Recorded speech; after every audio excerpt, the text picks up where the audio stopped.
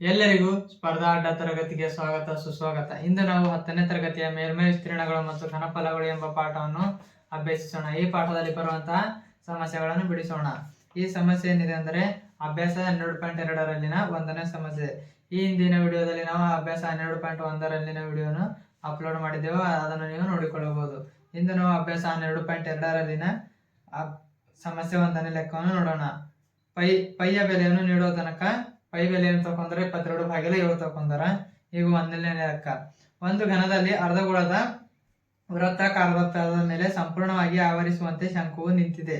ಅವುಗಳ ತ್ರಿಜ್ಯಗಳು 1 ಸೆಂಟಿಮೀಟರ್ ಮತ್ತು ಶಂಕುವಿನ ಎತ್ತರವು ಅದರ ತ್ರಿಜ್ಯಕ್ಕೆ ಸಮನಾಗಿದೆ. ಈ ಘನದ ಘನಫಲವನ್ನು ಪೈನಲ್ಲಿ ವ್ಯಕ್ತಪಡಿಸಿರಿ.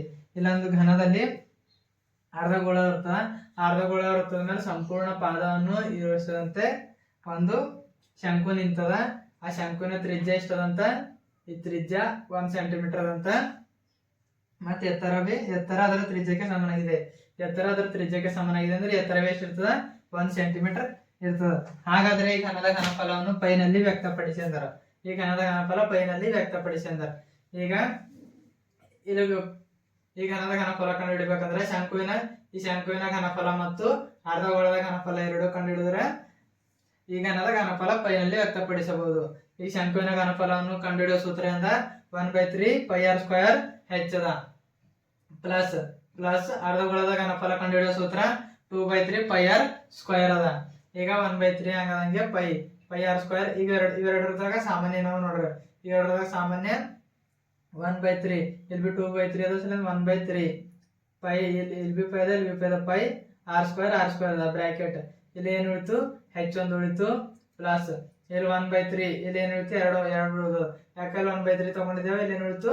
2 ಉಳಿತು. h plus 2 r h plus ಇಲ್ಲಿ 2 ಉಳಿದು 2 ಬರ್ಕೊಂಡೆವು.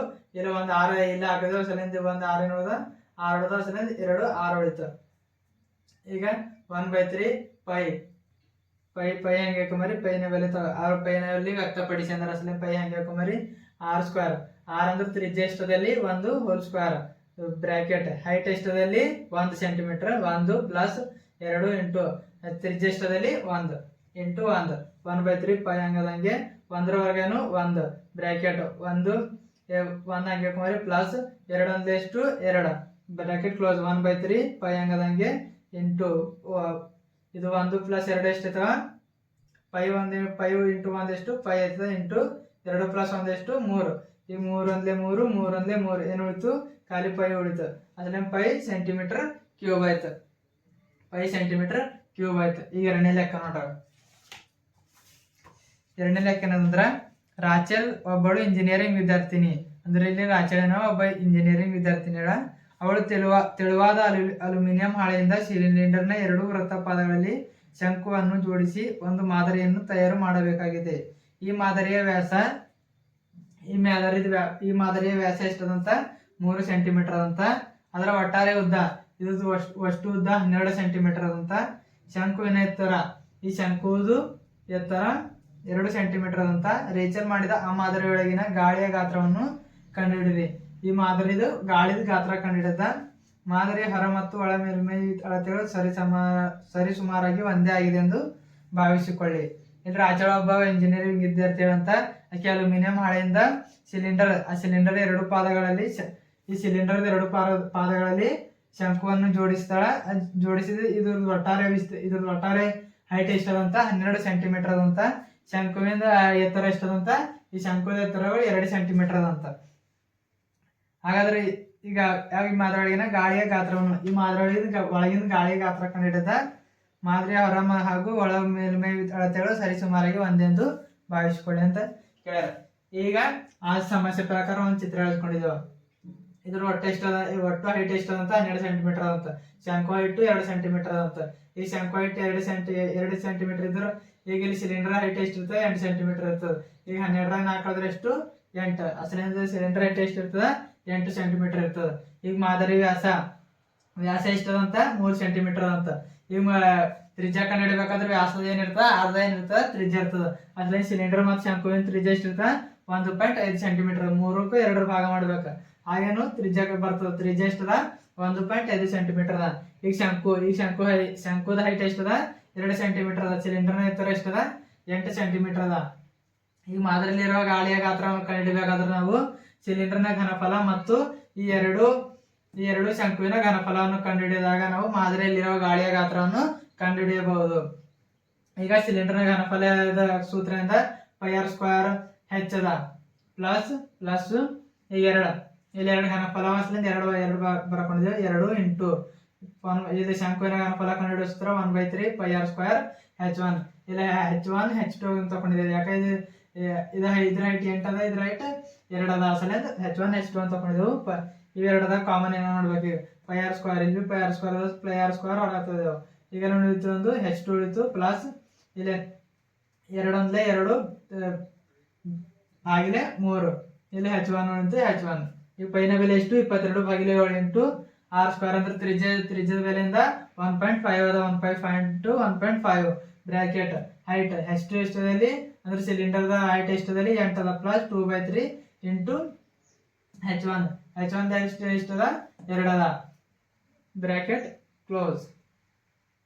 ಈಗ 22/7 ಇದು 22/7 ಬೆಲೆ ಇನ್ನೊಂದಿಂದ ಪೈನ ಬೆಲೆ ಇನ್ನೊಂದಿಂದ 3.14 3.14 ತಗೊಂಡು ಇಂಟು 1.5 ಇಂಟು 1.5 2 ಗುಣಿದ್ರೆ ಎಷ್ಟು 2.25 ಬ್ರಾಕೆಟ್ 8 ಪ್ಲಸ್ ಈಗ 2 4 ಇಲ್ಲಿ ಕೆಳಗೆ ಏನು ಬಿಡೋದ್ರೆ ಅಂತ ಒಂದಿರ್ತಾವ. 2 4 3 4/3 ಬಂತ. ಈಗ 7.2 ಗುಣಿಸ್ತಾರೆ 3.14 ಇಂಟು 2.25 ಗುಣಿದೇವೆ. ಈಗ ಎಷ್ಟು ಬರ್ತಾ 7.065 ಬರ್ತದೆ ಬ್ರಾಕೆಟ್ 8 ಪ್ಲಸ್ ಈಗ 4/3 ಭಾಗ ಮಾಡಿದಷ್ಟು 1.33 ಬರ್ತದ.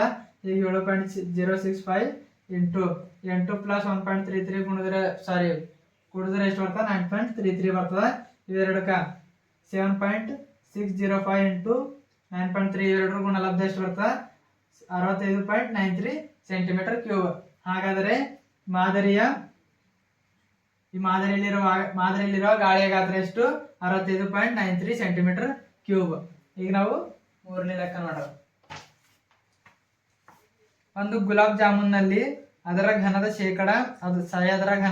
30% ಸಕ್ಕರೆಯ ಪಾಕವನ್ನು ಒಳಗೊಂಡಿದೆ. ಅಂದ್ರೆ ಒಂದು ಗುಲಾಬ್ ಜಾಮೂನ್ ಅದ. ಗುಲಾಬ್ ಜಾಮೂನ್ದು ಘನಫಲದ 30% ಏನದ ಸಕ್ಕರೆ ಪಾಕ ಅದಂತ. ಪ್ರತಿ ಗುಲಾಬ್ ಜಾಮೂನು ಸಿಲಿಂಡರ್ ಆಕಾರದಲ್ಲಿದೆ.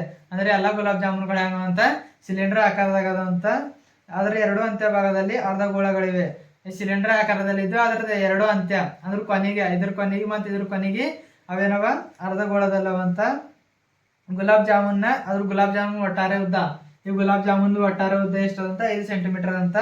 ವ್ಯಾಸ ಎಷ್ಟದಂತ 2.8 ಸೆಂಟಿಮೀಟರ್ ಅಂತ. ಆದರೆ 45 ಗುಲಾಬ್ ಜಾಮೂನ್ನಲ್ಲಿರುವ ಸಕ್ಕರೆ ಪಾಕವನ್ನು ಕಂಡುಹಿಡಿಯಿರಿ. ಅಂದ್ರೆ ಇಲ್ಲಿ 45 ಗುಲಾಬ್ ಜಾಮೂನ್ನಲ್ಲಿರುವ ಸಕ್ಕರೆ ಪಾಕವನ್ನು ಕಂಡುಹಿಡಿದ. ಈಗ ಇಲ್ಲಿ ಅದ್ರ ಚಿತ್ರ ಪ್ರಕಾರ ಒಂದು ಸರಿಯಾದ ಸಮಸ್ಯೆ ಪ್ರಕಾರ ಒಂದು ಚಿತ್ರ ವಹಿಸ್ಕೊಂಡಿದ್ದೇವೆ. ಇದ್ರ 2 ಕೊನೆಗೆ ನಾವು ಅರ್ಧಗೋಳಗಳು ಅಂತ. ಇದ್ರದ್ದು ವ್ಯಾಸ ಎಷ್ಟದಂತ 2.8 ಸೆಂಟಿಮೀಟರ್ ಅಂತ. ಈಗ ಇದು ಕಂಡುಹಿಡಿಯುವ ಈ ಸಿಲಿಂಡರ್ ಮತ್ತು ಅರ್ಧಗೋಳ ತ್ರಿಜ್ಯ ಎಷ್ಟದ 1.4 ಸೆಂಟಿಮೀಟರ್. ಯಾಕ ವ್ಯಾಸದ ಅರ್ಧ ಏನಿರ್ತ ತ್ರಿಜ್ಯ ಇರ್ತದ. ಸರಿ 2.8 ಸೆಂಟಿಮೀಟರ್. ಈ ಸಿಲಿಂಡರ್ನ ಎತ್ತರ ಎಷ್ಟದಂತ 2.2 ಸೆಂಟಿಮೀಟರ್. ಈ ಸಿಲಿಂಡರ್ ಎತ್ತರ 2.2 ಸೆಂಟಿಮೀಟರ್. ಈ 45 ಜಾಮೂನುಗಳ ಘನಫಲ ಕಂಡುಹಿಡಿದ. ಈಗ 45 ಜಾಮೂನುಗಳ ಘನಫಲ ಕಂಡುಹಿಡಬೇಕಾದ್ರೆ ನಾವು 45 ಬ್ರಾಕೆಟ್ ಈ ಸಿಲಿಂಡರ್ನ ಘನಫಲ ಮತ್ತು ಈ 2 ಅರ್ಧಗೋಳದ ಘನಫಲ ಕಂಡುಹಿಡಿದಾಗ ನಾವು ಬರ್ತದ 45 ಜಾಮೂನುಗಳ ಘನಫಲ ಬರ್ತದ. ಈಗ 45 ಬ್ರಾಕೆಟ್ ಸಿಲಿಂಡರ್ನ ಘನಫಲ ಕಂಡುಹಿಡಿಯೋ ಸೂತ್ರ πr² h ಪ್ಲಸ್ 2 ಇಂಟು ಅರ್ಧಗೋಳಗಳ ಘನಫಲ ಕಂಡುಹಿಡಿಯೋ ಸೂತ್ರ 2/3 πr³. ಈಗ ಈಜ್ಕೊಟ್ಟು 45 ಇವೆರಡರ ಕಾಮನ್ ಇಂದ πr² ಹೊರ ತೆಗೆದು ಬ್ರಾಕೆಟ್ ಇಲ್ಲಿ ನೋಡುತ್ತೆ h ಉಳಿತು ಪ್ಲಸ್ 2 4 ಭಾಗಿಲೆ 3 3 4/3 ಇಲ್ಲಿ ನೋಡುತ್ತೆ ಒಂದು 6 ಉಳಿತು. ಅಸಲಿಂದ 6 ಈಜ್ಕೊಟ್ಟು 45 ಪೈನ ಬೆಲೆ ಎಷ್ಟು 22/7 ಇಂಟು 6. ಇಲ್ಲಿ ತ್ರಿಜ್ಯ ಎಷ್ಟದ 1.4 ಇಂಟು 1.4 ಯಾಕೋ ಸ್ಕ್ವೇರ್ ಅದ್ರಿಂದ 2 ಬರ್ಕೊಂಡೆವು.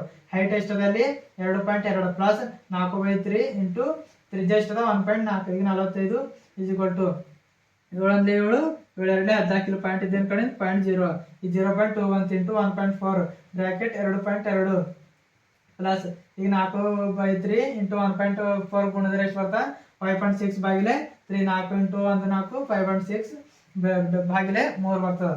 ಈಗ 45 ಈಗ 22 ಇಂಟು 02 ಇಂಟು 1.43 ಗುಣಿದ್ರೆ ಎಷ್ಟು ಬರ್ತದೆ 6.16 ಬರ್ತದೆ. ಈಗ ಬ್ರಾಕೆಟ್ 2.2 ಪ್ಲಸ್ 5.6 ಬಾಗಿಲೆ 3 ಇವ್ರದ್ರ ಬಾಗಲ ಎಷ್ಟು ಬರ್ತದೆ 1.26 ಬರ್ತದೆ. ಈಗ 45 ಬ್ರಾಕೆಟ್ 6.16 ಇಂಟು 2.2 ಪ್ಲಸ್ 1.86 2 ಕೂಡಿದ್ರೆ ಎಷ್ಟು ಬರ್ತದೆ 4.06 ಬರ್ತದೆ. ಈಗ 45 ಈಗ 6.16 ಇಂಟು 4.06 2 ಗುಣಿದ್ರೆ ಎಷ್ಟು ಬರ್ತದೆ 25.009 ಬರ್ತದೆ.